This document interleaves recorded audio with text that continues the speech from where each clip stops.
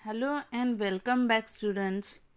Today we will see the third point from the last lesson of history, 10th lesson, historic period. The name of point is Ancient Riverine Civilization, Mesopotamia, Egypt and China. So in this period there is a civilization which have been established in few regions. The name of the regions are given here, that is Mesopotamia, Egypt and China and Harappa. तो इस area में ये civilisation क्यों flourish हुआ? So there are few reasons behind that. Firstly we have seen Mesopotamia. Mesopotamia is the name of a region and not of any particular country. It means the land between two rivers. Mesopotamia जो है एक ऐसा area था कि जो दो नदियों के बीच में था. Ancient Mesopotamia was the land between two rivers, Tigris and Euphrates. तो वो दो रिवर्स का नाम क्या था? पहला था टाइग्रिस एंड दूसरी रिवर थी Euphrates. These two rivers mainly flow through Turkey, Syria and Iraq. और ये जो नदियाँ है वो मेसोपोटामिया के साथ साथ टर्की, साइरिया, इराक इन एरिया से भी गुजरती थी. Ancient Mesopotamia had great cities like Ur, Uruk, Nippur, etc. These cities were home to very prosperous culture. इस मेसोपोटामिया में कुछ ऐसी सिटीज़ थी कि जिसमें कल्चर या जिसमें ह्यूमन लाइफ जो है वो अच्छे से डेवलप हो चुकी थी. So these few cities are Ur, Uruk and Nippur. Now we will see the next city, that is Egypt. Why the civilization had established in Egypt? The river Nile flows through the eastern part of the Sahara Desert. Sahara Desert जो है उसके east side से Nile नदी जो है वो बहती थी. In the north of Africa, one of the ancient civilization flourished along the banks. It is known as Egyptian civilization. तो इसी नाइल नदी के किनारे जो सिविलाइजेशन फ्लरिश हुआ, डेवलप हुआ, उस सिविलाइजेशन को इजिप्शियन सिविलाइजेशन कहा जाता था. The Nile gets flooded every year. ये जो नाइल नदी थी उसको हर साल बारिश के दिनों में हर साल मीन्स यहाँ पे पूर स्थिति निर्माण होती थी. The land along her banks had become very fertile because of the flood deposits. तो इस नाइल नदी के किनारों की जो ज़मीन है, आजू बाजू की जो ज़मीन है, वो यहाँ पे जो ये जो फ्लड है, पूर स्थिति के वक्त पूर आने के बाद जो भी मिट्टी वगैरह जो भी फ्लड डिपॉजिट होता था, जिसकी वजह से इसके सराउंडिंग का एरिया जो है वो बहुत ही फर्टाइल बन चुका था. Also ancient Egyptians used to build small embankments on the rivers to store the flood water. After the soil in the flood, water settled to the bottom and the water was used for irrigation. तो कुछ लोग जो है यहाँ पे पूर आने के बाद, फ्लड आने के बाद ये जो वाटर है ये स्टोर करने के लिए वहाँ पे कुछ मीन्स कुछ दीवारों जैसा कुछ बनाते थे ताकि वो वाटर स्टोर करके रख सके. Now next region is China. Why the civilization had flourished in China? The ancient civilization of China developed and flourished in the valley of Yangtze River. China में जो civilization flourish हुआ वो कहाँ पे हुआ था? वो Yangtze River के किनारों के आसपास हुआ था. According to the Chinese tradition, a king named Huangdi introduced agriculture, animal husbandry, wheel carts and chariots, boats and clothing in China. Chinese tradition के मुताबिक जो किंग ह्यूंगडी थे उन्होंने चाइना में सबसे पहले agriculture, animal husbandry, wheel carts means बैलगाड़ी या रथ, ऐसे इसके साथ साथ बोट्स, कपड़े, इन चीज़ों का इस्तेमाल करना सबसे पहले स्टार्ट कर दिया था. Chinese people believe that his queen invented the technique of silk production and silk dyeing. Silk production and silk dyeing मतलब सिल्क के कपड़ों का निर्माण करना और उनको कलर करना, ये जो टेक्निक है ये सबसे पहले चाइना में इन्वेंट हुई है, ऐसा चाइनीज़ लोगों का मानना है। Liaoyang, Beijing and Chang as were among the important cities of ancient China. China में ये जो सिटीज़ है Chang, Beijing and Liaoyang, these were the important cities of ancient China. Next and the last city is Harappa. We mostly heard about Harappan civilization. The earliest civilization on the Indian subcontinent is known as the Harappan civilization. It flourished in the Indus Valley. Indus is the English word for the name Sindhu. Harappa in Punjab and Mohenjo-daro in Sindh are the two cities of Harappan civilization to be discovered first. India में जो सबसे पहला civilisation discovered हुआ that is known as Harappan civilisation, और ये जो civilisation flourish हुआ वो कहाँ पे हुआ? इंदुज़ वैली में। इंदुज़ मतलब जो सिंधु नदी है, सिंधु रिवर जो है उसको ये इंग्लिश नेम दिया गया है इंदुज़। तो सिंधु नदी के किनारे ये सिविलाइजेशन फ्लरिश हुआ था एंड इसके दो पार्ट है। तो एक था Harappa city in Punjab and Mohenjodaro in Sindh. These are the two sites of Harappan civilisation. Now they are in Pakistan. Lothal and Dholavira in Gujarat, Kalibangan in Rajasthan are among the famous sites of Harappan civilization in India. तो ये जो हरप्पा एंड मोहनजोदड़ो है वो इस वक्त अभी फ़िलहाल तो पाकिस्तान में है, लेकिन इसके कुछ पार्ट्स जो है वो अभी भी इंडिया में है। So these are the Lothal and Dhola which are available in Gujarat, Kalibangan in Rajasthan. So these are the sites of Harappan civilization. Sites of this civilization are well known for the systematic town planning. ये जो sites है Harappan civilisation में जो भी discovery हुई उसमें हमें जो सिटी बनाने की जो प्लानिंग है या कैसे सिटी बनाई है उसका एक परफेक्ट प्लानिंग या सिस्टमेटिक प्लानिंग हमें इसमें देखने को मिलता है.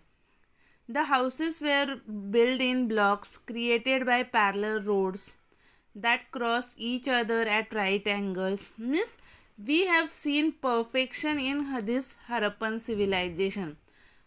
For regarding building houses, construction work, we have seen perfect planning. We can see systematic work during that period also. Huge granaries and spacious houses were the special features of these cities. There were bathrooms and latrines in every house. उस period में भी हर एक घर में separate bathroom and washroom ये दोनों चीज़ें available थी. And covered drainage system which indicates a concern for public hygiene. और इस पीरियड में भी ड्रेनेज सिस्टम जो थी वो परफेक्टली सिस्टमेटिकली कवर्ड थी, जो हमें इस हरप्पन सिविलाइजेशन का जब डिस्कवरी हुआ तब ये जो ड्रेनेज सिस्टम है इट वॉज परफेक्टली और सिस्टमेटिकली कवर्ड. तो इससे हमें ये समझ में आता है कि उस ज़माने में भी लोग अपनी hygiene, public hygiene, personal hygiene का कितना ख्याल रखते थे. हर एक घर में separate bathroom, separate washroom available था. घर जो है वो सिस्टमेटिकली बनाए गए थे. दोनों साइड घरों के रोड के दोनों साइड पे घर थे और वो परफेक्टली ब्लॉक से बनाए गए थे. एंड घर जो थे वो ऐसे कंजेस्टेड नहीं थे. Huge granaries and spacious houses way build in that particular period. They were carefully constructed private and public wells. The cities were divided into 2 or 4 parts, each with separate fortification. The characteristics of earthen pots of the Harappan are well baked, red in color and with beautiful designs. इस Harappan civilisation की characteristics हैं कि यहाँ पे रहने वाले लोग जो अर्थन पॉट्स बनाते थे, मिट्टी के बर्तन बनाते थे, वो अच्छे से पकाए हुए, मतलब सेके हुए अच्छे से, और उनका कलर जो था वो रेड था, और उन पे डेकोरेशन के लिए ब्यूटीफुल डिज़ाइंस उन पे बनाए जाते थे। तो इन डिज़ाइंस में पीपल के लीव्स की डिज़ाइन शामिल थी, मछली की डिज़ाइन शामिल थी। When tapped, these pots produce a metallic sound. तो जब हम इन बर्तनों को बजाने की कोशिश करते, टैप करते थे, तो इनमें से हमें एक म्यूजिकल साउंड सुनाई देता था। The Harappan craftsmen were highly skilled in making bronze objects and beads from the semi-precious stones of various colors. Harappan city में जो लोग रहते थे वो लोग ब्रॉन्ज मेटल के ऑब्जेक्ट्स बनाने में और जो स्पेशल स्टोन्स होते हैं उनसे बीड्स बनाने में बहुत ही कुशल कारीगर माने जाते थे। Here you can see some pictures. The king hunting lion, wrestling, a game board and the gamesman found in an excavation at Ur, Mesopotamia. ये कुछ जो एक्सकेवेशन में, मतलब जो खोदकाम करते उसमें उस वक्त जो मिले कुछ चीज़ें, उनके कुछ फ़ोटोज़ यहाँ पे दिए। These things were in great demand in Mesopotamia. Mesopotamia city में ये गेम्स या रेसलिंग, इन चीज़ों की बहुत ही डिमांड थी उस समय। The names of Harappan gods and goddesses are not yet known. However, we know with the help of the Harappan seals and clay figuring that they worship Pashupati, lord of all living animals, and a mother goddess. तो उस समय Harappa city में जो लोग पूजा पाठ वगैरह करते थे वो किसकी करते थे ये श्योरली तो नहीं पता चला है अभी तक, बट उस समय जो सील्स एंड कुछ फिगर्स वगैरह जो मिले क्ले के बने हुए, उससे ये पता चलता था कि वो लोग जो पशुपतिनाथ थे उनकी पूजा करते थे।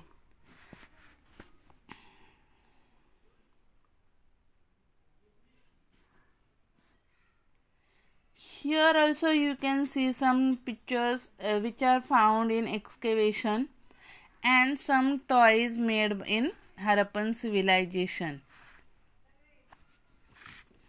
The next point is the sports and entertainment.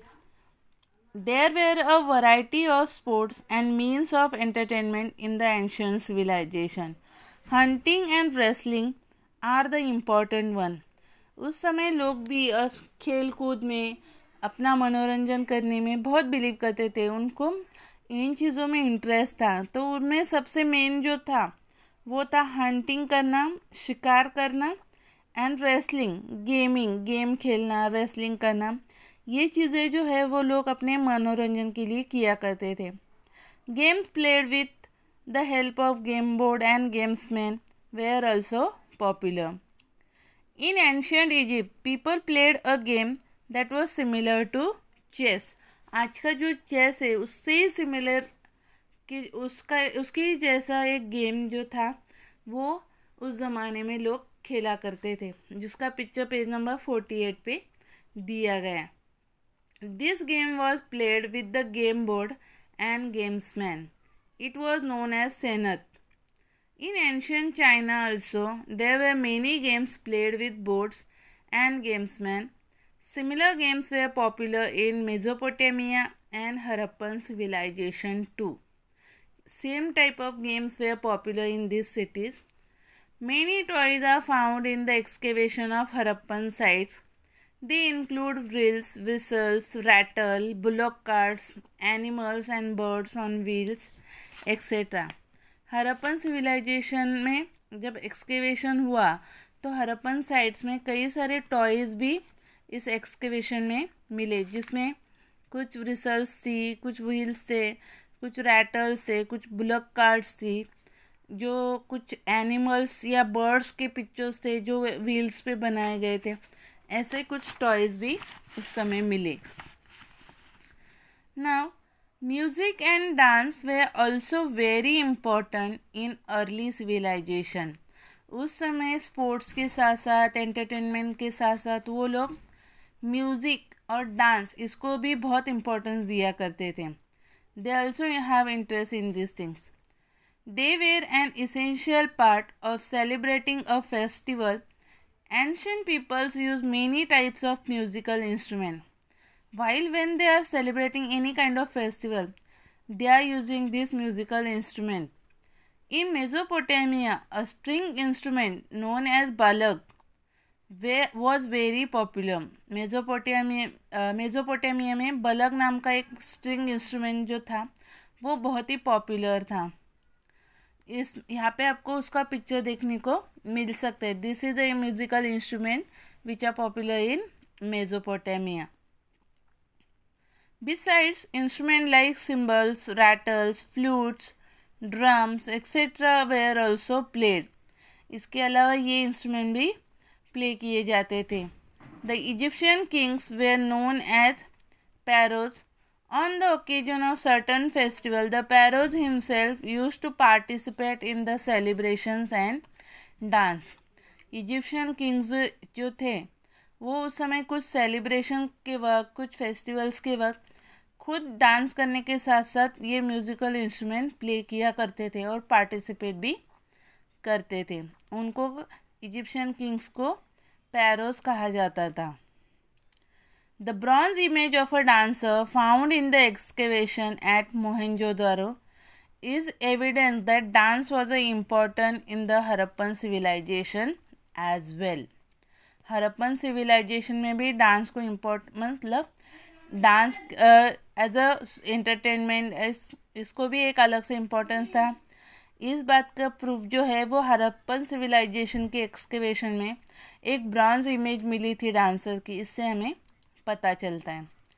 Till now we have learn in brief about the history of human civilisation from the stone age to early civilisation. Next year we shall study in detail the Harappan civilisation that develop in the Indian subcontinent. We shall also study the ancient history of India. So in this how we have completed with these lessons.